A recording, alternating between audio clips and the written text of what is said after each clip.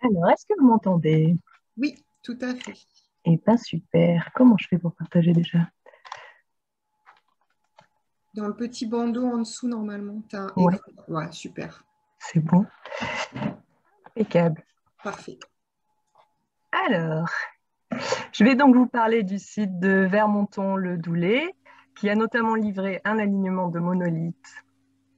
Attendez, j'ai un problème d'affichage. Un alignement de monolithes et une statue menhir du néolithique, mais également... Attendez, j'ai vraiment un souci d'affichage. Ouais, parfait. Nous, on voit bien en tout cas. Le Ouais, c'est PowerPoint. moi, c'est bon dans mon autre écran. Alors, je disais que ce site avait livré un alignement de monolithes et une statue menhir du néolithique, mais également plusieurs structures funéraires de l'âge du bronze qui succèdent et s'intègrent aux aménagements mégalithiques. Nous sommes donc en Auvergne, dans le Puy-de-Dôme, à 10 km au sud de Clermont-Ferrand, dans un secteur entouré de reliefs.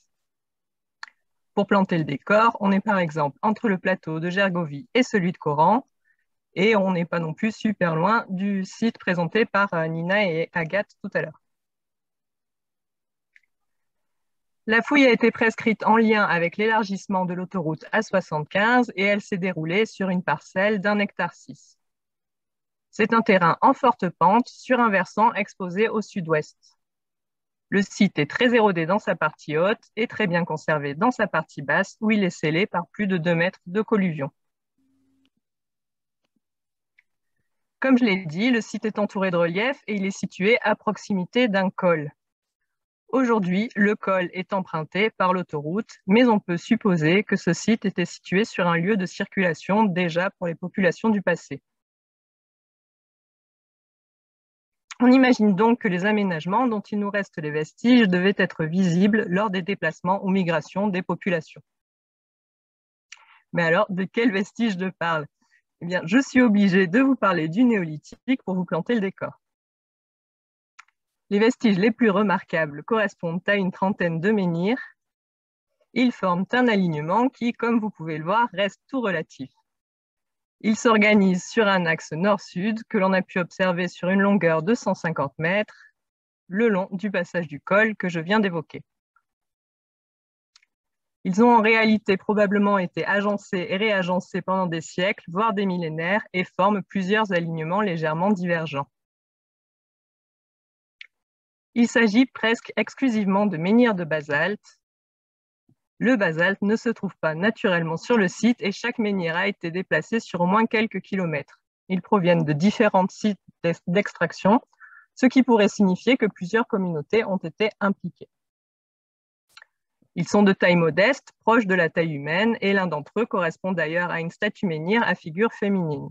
Elle est en calcaire, ce qui explique peut-être que ce soit la seule taillée, puisque le basalte est une roche réputée impossible à tailler.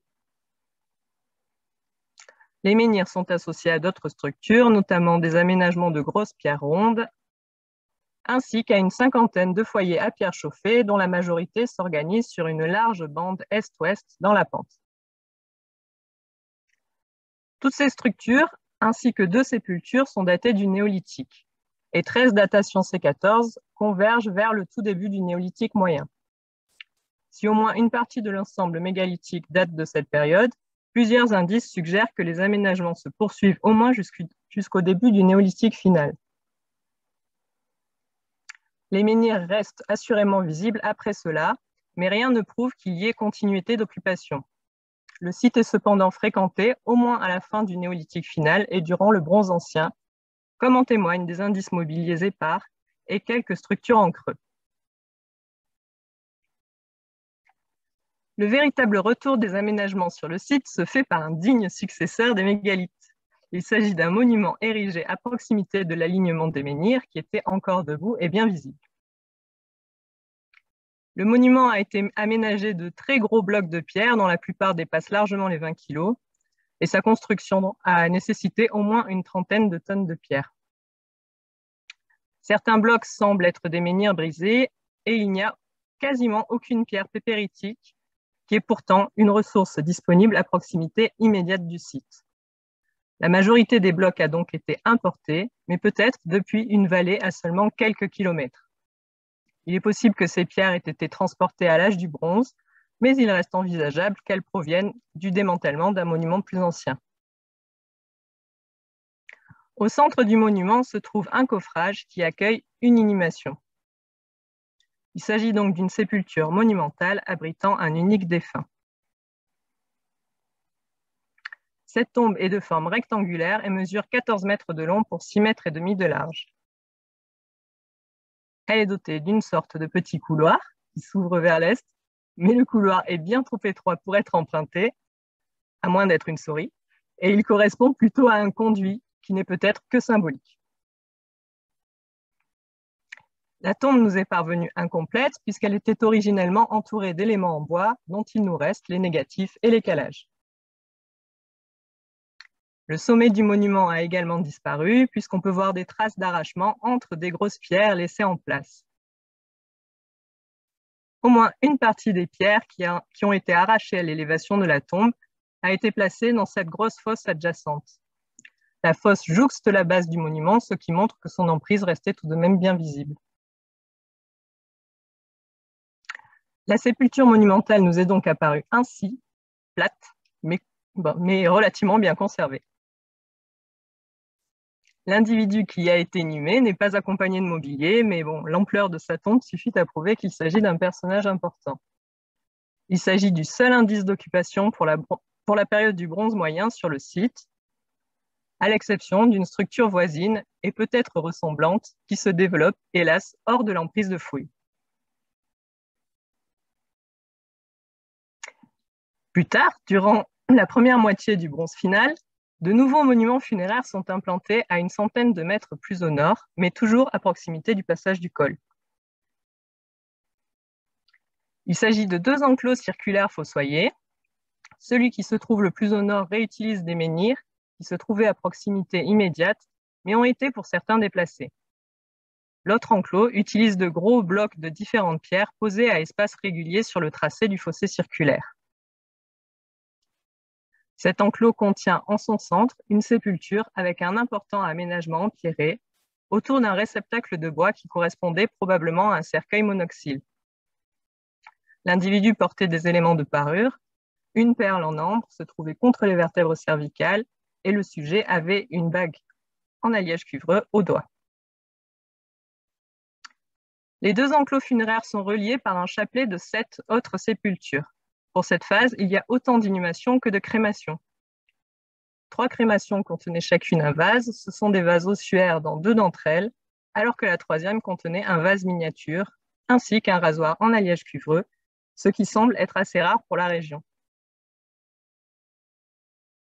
C'est probablement aussi à cette période que la plupart des menhirs de l'alignement néolithique ont disparu. Comme on vient de le voir, certains ont été déplacés pour être réutilisés dans un monument funéraire du bronze final, et bien ceux-là, comme les autres, ont été retrouvés couchés.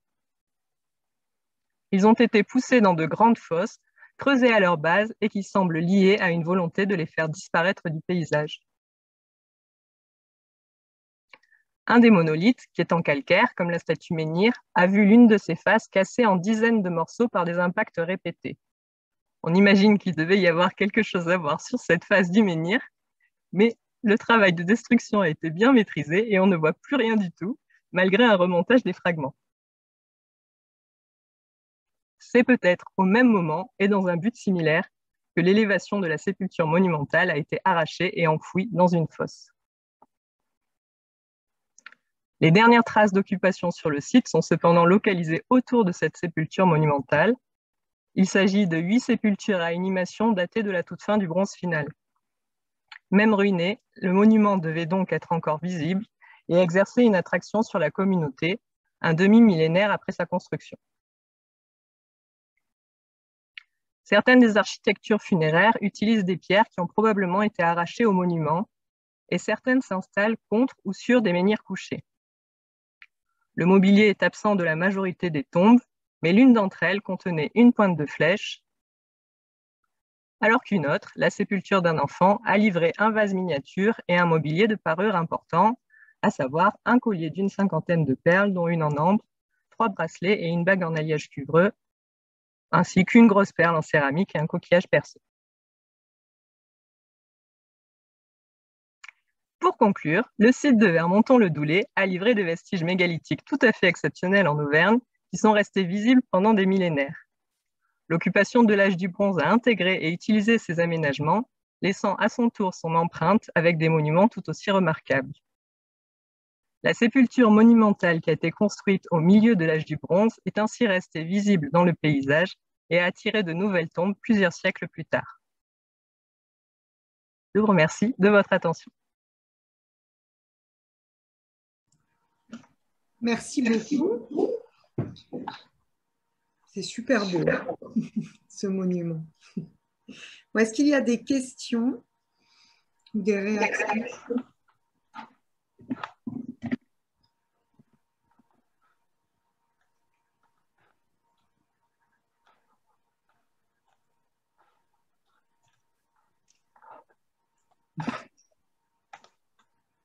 Alors, il y a une question sur le chat. Est-ce qu'il existe des architectures funéraires comparables? Le conduit aussi. Alors, bon, je vous ai perdu, je ne vous vois plus du tout. Décidément, mon affichage, c'est de la merde. Mais non. Est-ce que Ivy, tu pourrais quitter le mode le partage d'écran? Mais c'est ce que j'essaye de faire. Parfait. Ça y est, c'est bon. J'ai réussi. Merveilleux. Alors, pas à ma connaissance, disons que je n'ai pas trouvé. Globalement, ce monument, au début, j'ai cherché des comparatifs. Avant qu'on ait les C14, j'ai cherché beaucoup de comparatifs avec le néolithique. Je pensais qu'il était du néolithique. Et je n'ai pas trouvé de trucs très probants. Mais pour l'âge du bronze non plus, en fait. Il existe bien des tombes monumentales rectangulaires.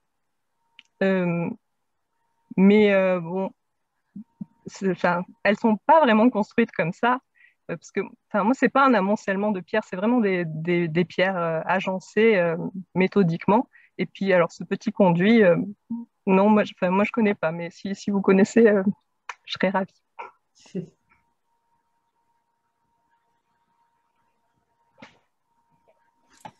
Alors, on a des réactions dans le chat très enthousiastes à la vue de ce chouette monument.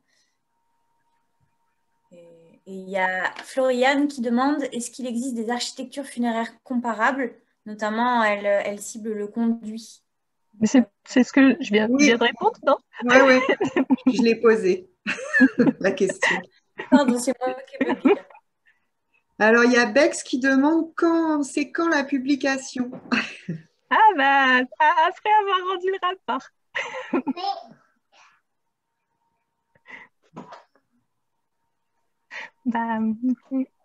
Oui, j'avais une question. Si je comprends bien, le monument funéraire rectangulaire, il s'implante à peu près dans l'axe de la file de... Enfin, il serait recoupé par la file de menhir, mais finalement, les menhirs n'ont pas été bougés. Vous n'avez pas de menhir repris dans ce monument-là, celui du bronze moyen. C'est après, c'est postérieurement que les menhirs commencent à être démantelés. Alors, le monument borde l'alignement de menhir. En fait, il borde le principal alignement de menhir, dont il reste plus grand-chose en fait. À cet endroit-là, il n'y en a plus que deux. Et dans le monument, il y a ce qui semble être des menhirs brisés. Bon, on n'a pas réussi à recoller des morceaux, hein. Mais il est probable que des menhirs aient été arrachés, cassés et mis dans le monument.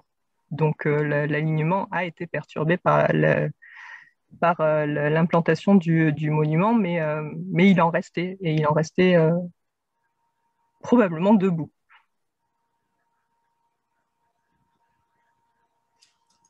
Alors, il y a une autre question. La sépulture d'enfants avec les parures accolées au monument bronze moyen, quelle est sa datation? Alors, comment tu appelles déjà? Alors, c'est 930-812. Voilà. C'est précis.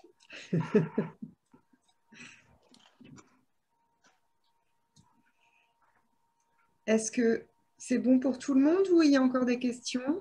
Juste une petite remarque au sujet de ces grands monuments en pierre avec des gros blocs bien rangés. Il y a une comparaison qui me vient à l'esprit qui est qui vient du canton de Fribourg en Suisse. C'est la nécropole de Chable Je pourrais vous envoyer les coordonnées, c'était publié, c'est en ligne, donc c'est facile à récupérer. Ces monuments sont alignés, c'est une construction tout à fait étonnante, mais c'est plutôt du bronze final ancien, c'est plutôt du bronze D. Mais bon, c'est très structuré également, et il y a une sépulture au centre qui n'est pas non plus en général très bien conservée, qui a été démembrée, mais ça me rappelle cette construction très soignée avec des gros blocs. Donc je vous passerai la référence. Mais c'est plus récent.